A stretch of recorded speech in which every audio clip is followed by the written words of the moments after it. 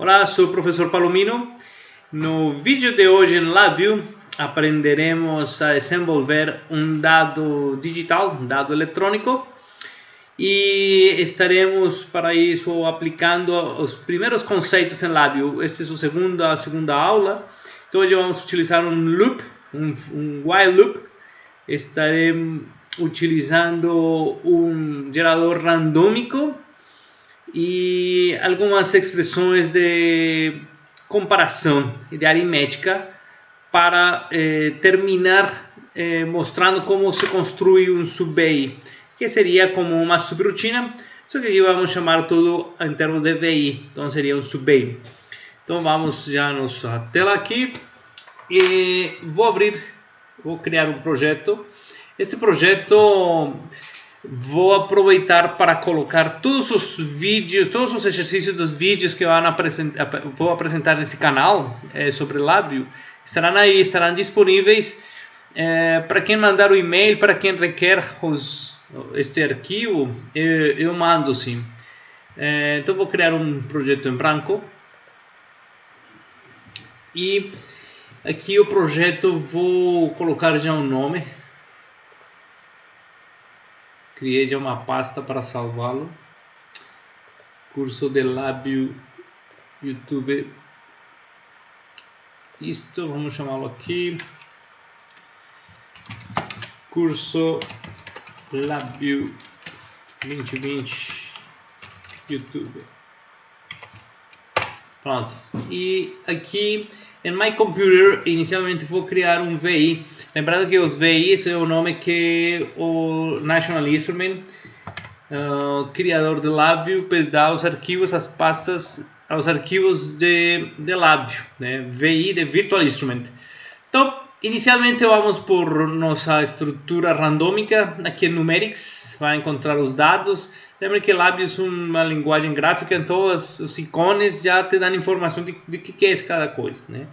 Também podemos utilizar o Ctrl espaço, que abre o Quick Drop, e esse Quick Drop também nos permite, se você se lembra o nome do VI que queira colocar, pues é somente colocá-lo e ó, obtém. Às vezes você se lembra o nome, mas não lembra onde que está, então coloca o Quick Drop, Ctrl espaço e já aparece para você digitar o nome. Aqui eu vou criar um indicador. Colocando esse indicador eu posso ver o que está ele gerando, né? Só vou acrescentar aqui, vou colocar uma fonte maior, isto, e vou rodá-lo uma vez. Então observar que aparece um número de 6 casas decimais, um número de tipo double, é laranja, e o que eu vou fazer para converti-lo em um dado é obter a primeira casa decimal como informação da saída do dado, né? Claro, tenho que fazer algumas operações agora, manipulação, para ao final obter um número entre 1 a 6, que é esse o objetivo do dado, né? Então, inicialmente vou multiplicá-lo por 10 para garantir que esta casa decimal passa a ser o primeiro dígito inteiro, né? Então, novamente, clique direito, vamos a Numerics e aqui estará a multiplicação. E essa multiplicação implica então que pego o valor do dado vezes 10. Clique direito no ponto onde já começa a piscar, aparece o carrete, clique direito, criar uma constante. Lembra que você tem três opções. Uma constante que só ficará no diagrama de blocos, ou controlador ou um indicador que também ficará no diagrama, no painel frontal, né? Então vamos criar uma constante, essa constante é 10. E a saída vamos também ver com um indicador qual é o resultado, né? Que seria este aqui. E vamos aproveitar e deixá-lo também com 36. Isso. Então vamos rodá-lo. Observem que agora ele se deslocou uma posição para a esquerda, ou seja, uma casa decimal passou a ser parte inteira. E aqui era a segunda casa decimal, passou a ser a primeira e assim por diante. Então, já tenho um número inteiro, né, que será a base de meu dado. Claro, terei depois que garantir que seja um número entre 1 e 6. Não vamos perder essa importância também. Lembrando que eu posso diminuir os ícones aqui, com View as Icon, clique direito nele, né, e diminuir, polui um pouco menos, né? Este valor, pues, em princípio não me interessa, só foi para monitorar.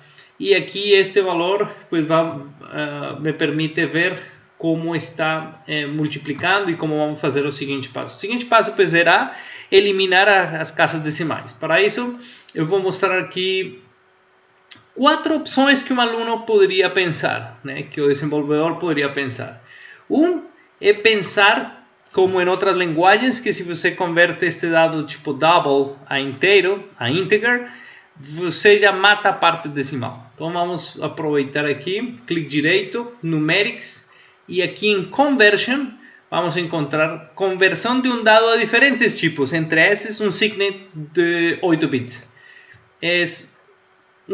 Queremos que seja de 8 bits, precisaríamos 3 bits na verdade, né? Mas aqui o bloco mínimo são 8 bits. E aqui create um indicador. Então já teremos o primeiro valor, vamos colocá-lo aqui, que devemos supor que consiga matar as partes decimais e ficaria a parte inteira.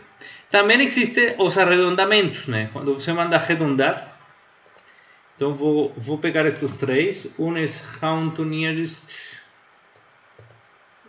levo para lá, vou deixá-lo aqui, o outro, lembrando que nós temos o show contest help, né? Que cria um fio, às vezes cria os fios automaticamente, né? Então aí está o round to nearest, está este round over a negativo infinities, e este outro que também, quando eu coloco, ele cria aí uma conexão, né? Então, neste é interessante porque eu vou pegar a parte, o floor, que ele chama a parte baixa, a parte inteira de esse número, e em geral o que vamos agora fazer é avaliar destes 4 qual é a melhor opção, né? Se arredondamentos, se convertir o dado a 8 bits somente, vamos ver. E criamos indicadores. Observem que esses indicadores começam a aparecer aqui de qualquer jeito, né? E em Labview, como em qualquer outro programa, mas ainda mais em Labview, que é bastante visual, é importante manter uma ordem, né?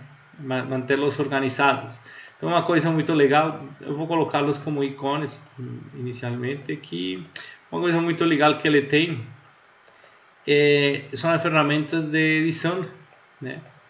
Aqui, para, por exemplo, estes 3, eu quero que sejam na mesma altura, na mesma distância. Então, clico aqui e garanto que todos estão na mesma distância. Estão todos alinhados na esquerda, pronto. A mesma coisa eu vou fazer com este, só que este eu vou garantir que está aqui, certo? Vou selecionar estes aqui, utilizando clique em Shift, seta para cima, meu Shift, e pronto. Eu vou agora indicar para centralizar os dados, né? Entre o primeiro e o último, ele distribui os espaços novamente.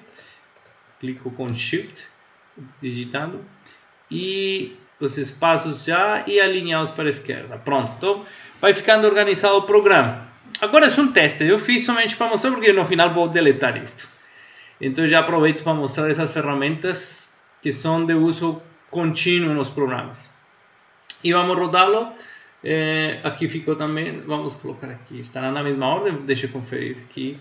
O primeiro, o segundo, o terceiro e o quarto. Beleza. Também, se a gente quer organizar melhor estes, vamos supor que está meio bagunçado e quer organizá-los, seleciona todos, manda justificar para a esquerda e distribuir de forma uniforme os espaços. Pronto, aí estão. Eu vou tentar colocar aqui uma fonte maior, caso não esteja saindo bem. Observem que agora estragou. Vou colocar isso aqui, pronto. Fiz um ajuste sem espaçamento, deixar todos grudadinhos, mas não em cima um do outro. Mandamos rodar uma vez e ó, o que a gente quer é justamente que depois de multiplicado por 10, este inteiro fique como único termo de essa expressão, né? Utilizando filtro conversão de dados. Então observem que o último já não gostei, né? Já não é de confiar, porque deu 2, ele está arredondando certamente para o seguinte, para o superior, né? Eu vou deixá-lo aqui de lado, né? Vamos colocá-lo aqui de lado. Vamos continuar fazendo exemplos para ver como comportamento. 2, né? Aqui deu 0, 4, 2, aqui ó.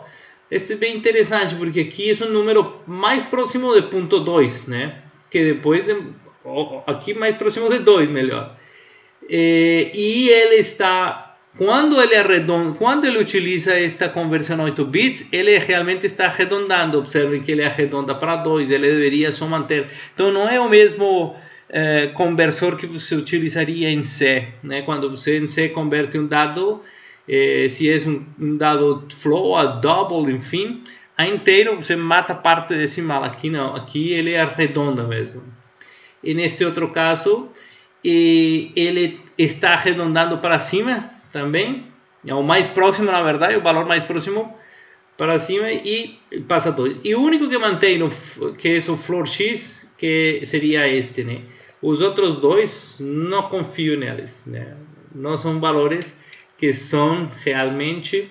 Alguém poderia pensar, no final é um número aleatório, se aumenta, se arredonda, tudo bem. Sim, mas eu prefiro manter a operação como a gente está querendo, né? Primeiro multiplica por 10 e depois limpa a parte decimal. Então este seria, né? Então eu vou colocá-lo, vou deletar esses outros. Observem que aqui também vão desaparecer no código. Aqui está. E obviamente estes fios quebrados não me deixam rodar o programa, né? Aí aparece fios sim, perderam o terminal, perderam o fim, né? Onde que estava conectado. Então com Ctrl B você elimina todos os fios. Ctrl B. E agora se podemos rodá-lo, e aparece o 6, que era o que a gente queria, o 4, o 8, o 4, o 8, 6, está perfeito. Por enquanto, logrei o que eu queria, que era criar um decimal, um número inteiro de forma aleatória. Um número de um dígito só. Então vai de 0 a 9. Eu vou colocar outro nome aqui, vou colocar dado simplesmente, né? Dado. Este é o valor do dado. E esses outros que não vou utilizar, vou tirar, né? Vou tirar, não vou precisar. Ctrl B. E, bueno, na verdade, vou utilizar um DLC. E uma coisa que incomoda muito, principalmente quando você tem pouca memória, é manter as variáveis do tamanho certo. A gente ter uma variável de tipo, depois de filtrada de tipo double, não justifica. Então a gente converte este valor a 8 bits. Então normalmente resgatamos o conversor, né? Lembrem, clique direito, numerics, conversion e o 8 unsigned de 8 bits. Coloca ali, ele já se adianta, coloca. E observe um detalhe interessante. Claro, o número depois de que passa a ser único aqui, né, ele filtra a parte decimal, ele é armazenado em uma variável com muitos bits depois da vírgula em 0, porque não tem nada aí na verdade, digamos, para não entrar na formatação que ele usa para guardar os números tipo float, double, enfim, com caixas decimais. Então ele utiliza um espaço muito grande para armazenar um número pequeno na memória. Então por isso é importante nesse caso, e como em muitos outros, sempre tentar otimizar a variável ao tamanho dele, né? Este é um tamanho que ainda é grande, 8 bits. Você precisaria só 3 bits, mas a reserva de memória se faz só para 8, ou 16, 32, 64 no caso. Tudo bem. Portanto, este indicador também não tem por que ser double. Observe que aparece um pontinho vermelho, quer dizer que há uma incompatibilidade. Não que não funcione, vai funcionar. Observemos que funciona. Ó. Aparece o 4, aparece. Só que ele está utilizando um espaço bastante importante em memória para apresentar um número. Ele está esperando um número com casa decimal. Então faz um clique direito e aqui em Representation pode selecionar ele, assim como existe para código, também no indicador posso colocá-lo para esperar um valor de 8 bits. Pronto, já ficou azulzinho. igual vai funcionar. Aparentemente é a mesma coisa, mas na realidade por trás na máquina não é igual. Então eu tento optimizar porque quando a gente chega a um processamento de dados onde estejam fluindo muitos dados, a somatória em memória pode ser importante e isso pode fazer a diferença ao ponto de não rodar, né?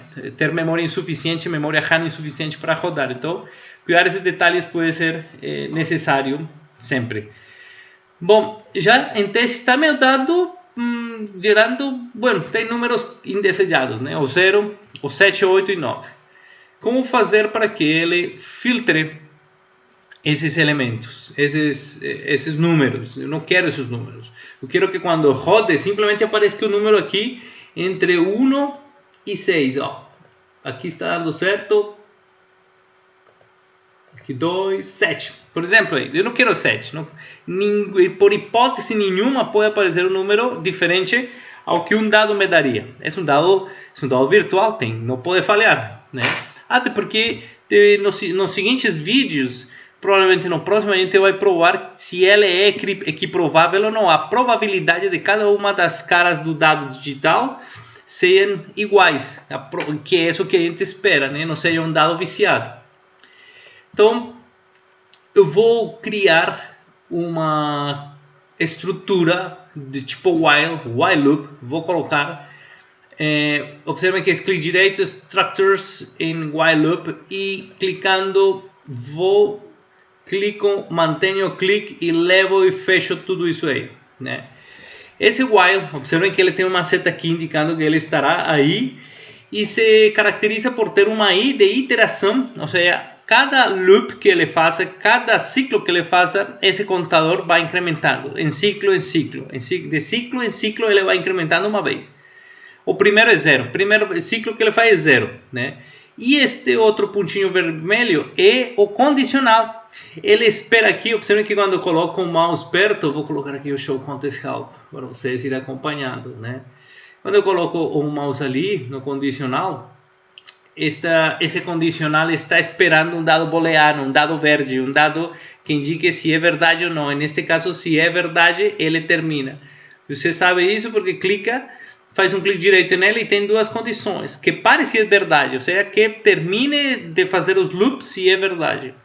Se quer a condição contrária, também tem. É só clicar aqui em Continuous True, né? Aí aparece outra forma para você diferenciá-la. Eu vou utilizar com Stop if True. Pare se é verdade, ou seja, se a minha comparação, vou fazer a comparação aqui, observem que clique direito, Comparison, vou fazer uma comparação para saber os números que são menores ou iguais que 6, né? Eu primeiro vou filtrar os números que sejam menores ou igual que 6, claro, incluído 0, mas pelo menos já melhorei um pouco a condição, né? Criar uma constante e essa constante é 6, ou seja, ele vai fazer um teste para saber se o número que está vindo da geração aleatória, multiplicação por 10 e além disso deixar só a parte decimal, convertido a 8 bits, se esse número é menor ou igual que 6 e se é verdade, ele vai parar, né? Então ele me dará, observem aqui que quando eu coloco o mouse aqui no Show Context Help, depois de fazer essa comparação, ele vai me responder com verdade ou falso, 1 ou 0, se o valor de x é menor ou igual que y. Se o valor de x, que neste caso é o valor de dado, é menor ou igual que 6. Se é verdade, para o loop. Beleza? É isso que nós pretendemos mostrar. Este valor do dado,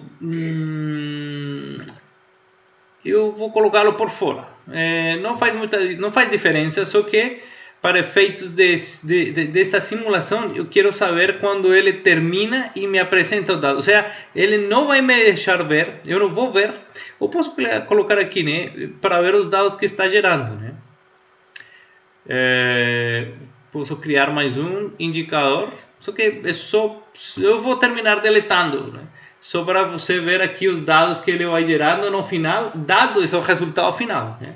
Então vamos ver, vamos fazer uma simulação deste programa utilizando a depuração com este Highlight Execution, que permite ver com as bolinhas onde que está, como está fluindo a informação dentro do fluxograma. E vou colocar a pausa para que na hora que eu mande rodar não se dispare o programa e não tenha controle. Então, quando eu mando rodar, observem que ele começa a piscar indicando vou entrar nesta estrutura, o loop de while, né? O while loop, nesta estrutura de loop. E nestas com essas três setas, são passo a passo. Este é um passo onde permite entrar dentro do... Sempre vou utilizar este, né? Que é um step by step, passo a passo. Então, quando entro na estrutura, observem que ele já me diz, vou executar o 10 está pronto para multiplicar com um valor que ainda não foi gerado, que está aqui nos dados. Aí o dado criou 0,28, que já está aqui. Ele arredonda aqui só para mostrar com 2 casas decimais o valor, mas aqui está realmente o valor que foi gerado aleatoriamente. Depois vamos com um passo aqui para multiplicar. Ele foi 2,76, obviamente que irá um 2, né? O 2 passa a ser um valor menor, só de 8 bits. E já vai entrar no teste. Observem que esse 2 é menor que 6, é verdade. Então aqui vai um true que vai fazer a terminação do while. A pergunta é, observem que aí termina, passa o dado e o programa terminou. A pergunta é assim, por que não utilizei outro loop? Por que não utilizei um for, né?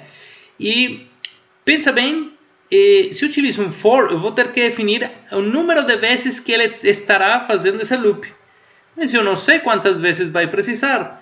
Depende do número aleatório. Então, se ele gera um número aleatório que já me resolve o problema, como neste caso de gerar um número menor que 6, pronto, está resolvido. Mas se ele demora 2, 3 ciclos, ou um ciclo, na seguinte vez, então, eu não tenho certeza.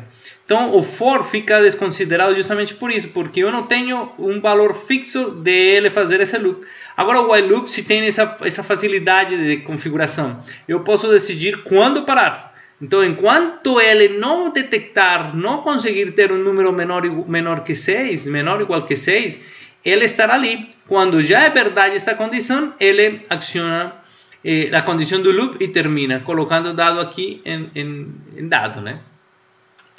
Agora, é insuficiente, nós temos que comparar também os números maiores que 1, porque não me interessa o 0. Então, clique direito, comparison, novamente, greater or equal to, então vamos um maior que, obviamente é o mesmo valor que foi gerado, vai ser comparado com 1. Então, criamos um indicador, uma constante, criar constant, que seja 1. E a saída, observem que eu não posso conectar este fio aqui, né? Dá problema. Nós precisamos uma estrutura lógica que, comparando duas saídas que estão em 1, somente no caso que estejam as duas em 1, seja válido. Concordam comigo? Porque, com Ctrl B, porque necessariamente as duas condições têm que ser verdadeiras para ele parar, né? Ele pode ser menor que 6, beleza, mas é insuficiente, poderia ser o 0, e o 0 não me interessa. Então a outra condição de que seja maior que 1 também é importante, né? Então, existe uma função lógica, como a gente já provavelmente você sabe por outras disciplinas, que a AND, a função lógica AND, determina que a saída é verdadeira se as entradas são verdadeiras. Ou seja, se alguma das entradas for falsa ou 0, né, a nível binário, se alguma das entradas for 0, a saída vai ser 0. Então a gente sempre define a função lógica de forma positiva. Quer dizer, a saída será 1 somente se as entradas são 1. Pronto. Não importa o número de entradas. Nesse caso só tem 2, né? Então esta AND, estando aqui conectada, já a saída cai na condição, beleza? Então a nossa hipótese de solução implica que se o número está entre 1 e 6 quando for gerado, ele vai sair. Então vamos simulá-lo assim suavemente. Normalmente, esqueci este stop, vou abortar aqui, coloco a pausa, mando rodar. está pausado, vai entrar, oprime um step, aí vai gerar um número aleatório que foi 0,76. Não vai dar, não está dentro do rango desejado e vai exigir um loop a mais. Vamos ver. Seguinte, 7, ele já tem o 7 aqui, né? Vai convertir 8 bits. Observem que já aparece aqui o 7, está em um tamanho menor, né? Agora vai fazer a comparação com 1, se é maior que 1, sim, é verdade, aparece até de true, é verdade. Agora, se é menor que 6, aparece o false. Então, false e true. Se você quer utilizar um monitoramento das variáveis, também pode colocar essas pontas de prova, né? Aqui já foi, então vou colocar aqui só para mostrar, né? Então ele abre uma janela e aqui dá para ver a execução. Vai ser um false, né? Porque uma das entradas é false. E passamos aqui, ele passou false, dá para ver aqui que a ponta de prova 1, que é este aqui, indica que o valor que transita por aí é false, é falso. Portanto, ele vai se manter mais uma vez aí, ó. Já novamente vai gerar um número aleatório. Ele criou um número aleatório que é 0. Também não vai funcionar, 0. Parece preparado, mas não, foi aleatório. Para ver o outro caso, né? Aqui ele faz a filtragem, converte 8 bits. Observem que já vai em 0. Aqui já aparece em 0. Que é este indicador, né? Aí está em 0. E agora vai fazer a comparação com 1. Neste caso, não é maior que 1. Então é false, aparece uma F. E aqui neste outro é menor que 6. Então dá true. Mas como a anterior comparação deu false, deu falso, aqui a saída vai ser falsa também, false. Aí aparece false e novamente vai no loop. Novamente vai gerar um número, que neste caso vai ser 5, aqui vai dar certo. Vou um pouco mais rápido aqui. Aqui a comparação. É maior que 1? Sim. É menor que 6 ou igual? Sim. True. Os dois deram true. Aqui vai dar true. Aqui aparece agora true. Na ponta de prova 1. E observem que agora ele sai colocando o número 5 no dado, que foi o último valor calculado. E aqui termina o programa. Beleza?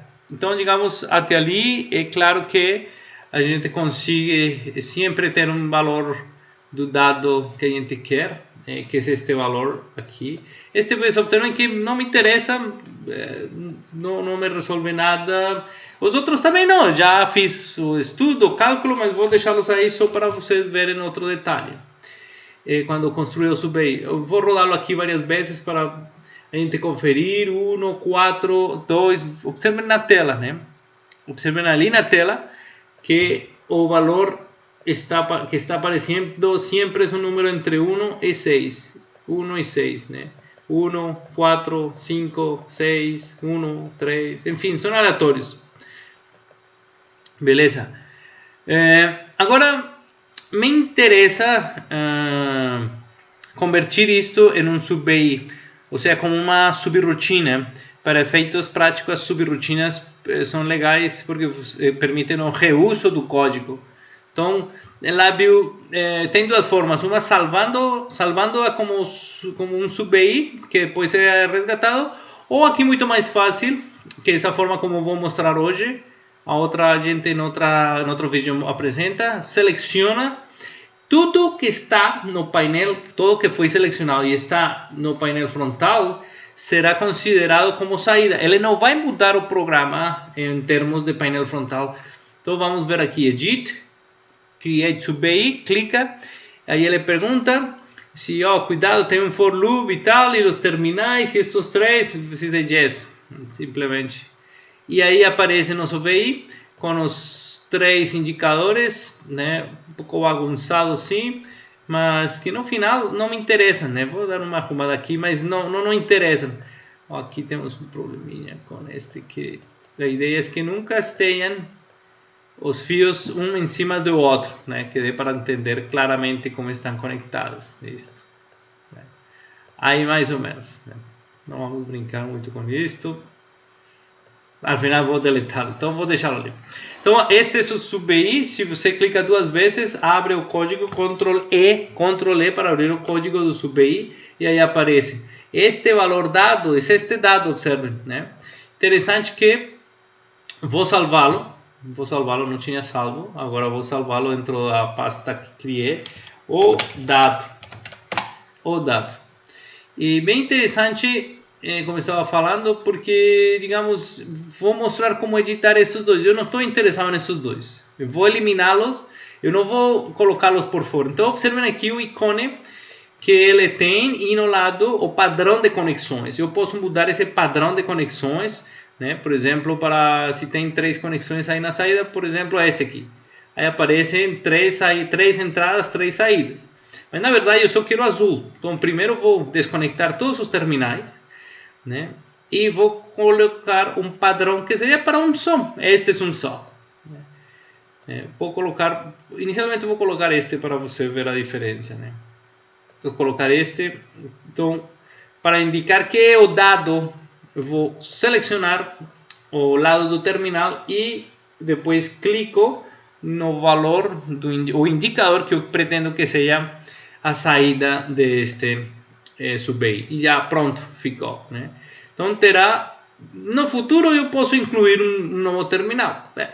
Mas também posso mudar no futuro e incluir esse outro terminal ou deixar aqui como um só terminal. Salvando, vou salvar aqui, file, save, volto para meu programa. Observem que nem fechei, está aí, pode deixá-lo aí. E ele ficou meio escurecido, meio cinza, meio opaco, né? Então clique direito e relink to bay. Lembrem que ele já não tem nas outros dois terminais, né? Então os outros dois terminais ficamos no ar, não tem conexão. Observem aqui meu shop control help. Aparece a estrutura do dado, né? Este é o dado e uma saída só. Sim? Esses outros não me interessam neste código. Claro, eles ainda existem. Ctrl C, Ctrl V. Ainda existem dentro do sub-bay. Observem. Clique direito, aí estão. Ctrl E e aí está o código com esses dois. Só que não estou levando-os fora do sub-bay. Estão dentro do sub-bay. Certo? No final só me interessa o dado, né?